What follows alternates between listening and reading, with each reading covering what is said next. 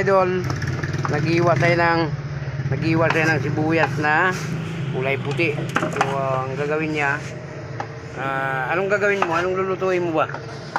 Anong pangalan na luto? Sweet and spicy na tofu. Sweet and spicy na tokwa. Ito na, ito.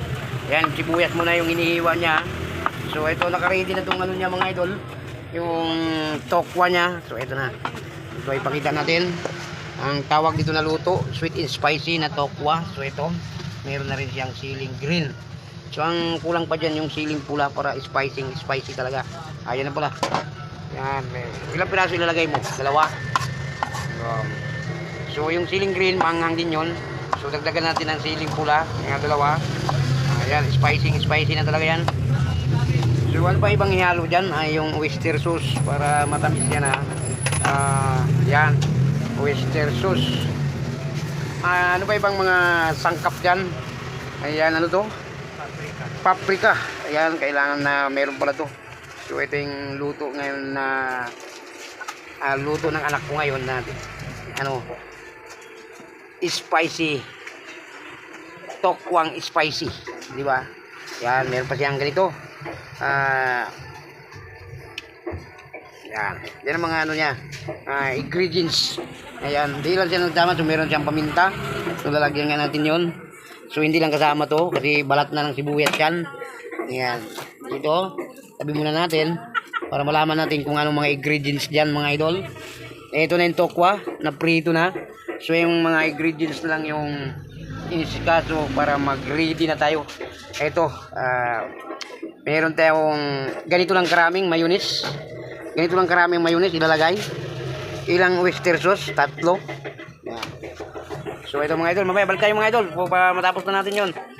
Matapos na niya paggawa. So ito, nagasikas muna siya ng bawang. Kailangan talaga may bawang talaga yan. Yan. Balik tayo mga idol pagka may ano na, yung magawa na niya. Ito na mga idol, lulutuin na niya yung sauce. So yan, naglagay na siya ng mantika. So yung sauce pala niyan mga idol, suluto na nga yung ano, yung tokwa. So itong sauce na lang yung lutuin. So ilagay na natin yung sibuyas na white. Kasama na rin yung bawang.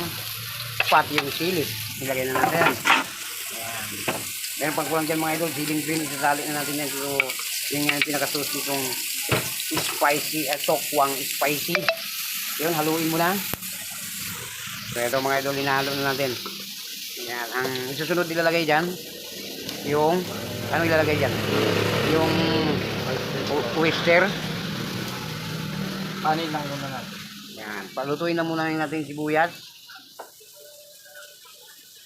Oyster sauce. Yan. Yan mga idol. Yun ang pinaka-sauce sa ating menu natin ngayon. Yung ating ginagawa ng anak ko, yung ng ano natin, tokwang spicy. So ito, ayan mga idol, yung ginagawa niya, yun ang pinaka-sauce natin dyan. Ilalagay natin mamaya dun sa tokwa. Ihalo natin sa tokwa. Ayan, so lulutuin muna natin lahat ng mga sauce. Ang susunod ilalagay natin dyan, maglagay tayo ng paprika. Ayan.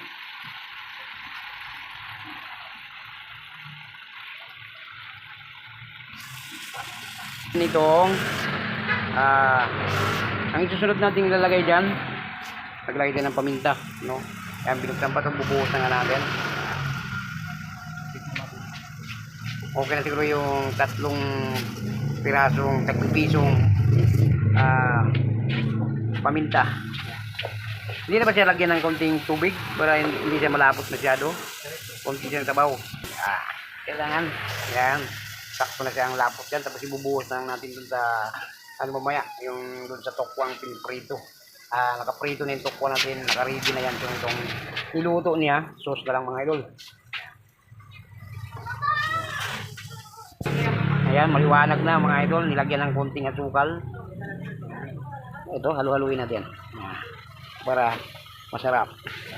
Dagdagan natin ng konting water para hindi siya masyado malapot. Kuti-kutin. Ito. So for today's video natin mga idol, araw ng Sabado, ito ang ginagawa natin. So wala nga na tayong nagagawa. So ito, magluto na lang tayo ng pang lunch natin. Ayan. Ito na yung pinaka-sauce natin. Lalagay na natin yung mayonnaise. Yan, haluin natin ng maayos. Yan, para kulay. Yan, halo na yung mga idol. Ikot-ikutin mo lang yan mga idol.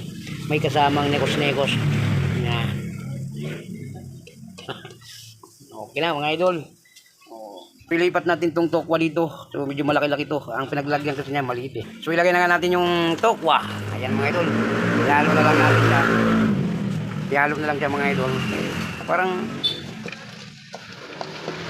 okay lang ba yun? Ganyan na siya katuyo. Yan sa tuyo. Ito na yung kalalabasan mga idol. Yan. Dapat may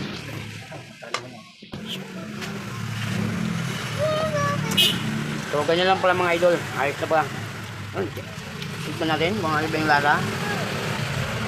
Ganito ako dyan. Yummy mga idol. Yan. So mabilis lang pala ito gagawin mga idol. Yung unahin mo muna yung tokwa pag prito at saka magluto ko ng pinakasos. So ano po mga idol, okay na to mga idol. So hanggang dito lang ang video natin. Maraming salamat. God bless sa inyong lahat dyan. Ganito lang pagluluto ng tokwa. Ayan. Masarap to pag papaking mga idol.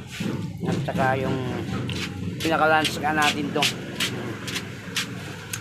So ano pa mga idol, ito na ang finished product natin. Tapos na tayo. Maraming salamat.